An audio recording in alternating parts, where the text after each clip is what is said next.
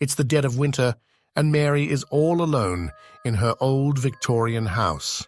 She inherited the place from her grandparents, and although it's beautiful, it's also creepy.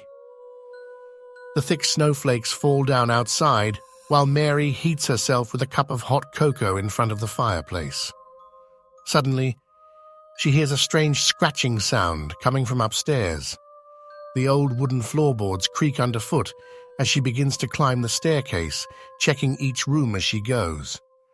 But all seems quiet and peaceful until she gets to the attic.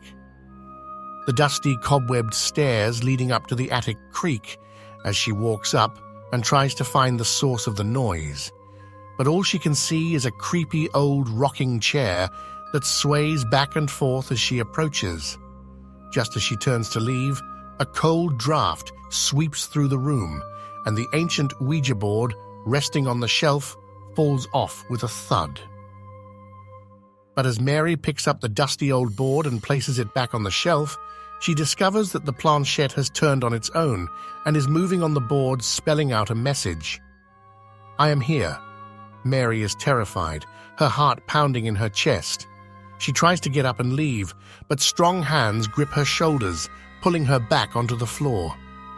A gust of cold air engulfs her, and she feels a cold gust of breath against the nape of her neck. As she spins around, she sees a ghostly figure with glowing red eyes looming over her, and she freezes with terror. Suddenly, the ghostly figure disappears, leaving Mary alone and trembling with fear in the attic.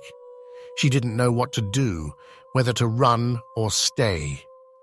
Years have passed, and the atmosphere in the house is still eerie, even though it's been years since that fateful night.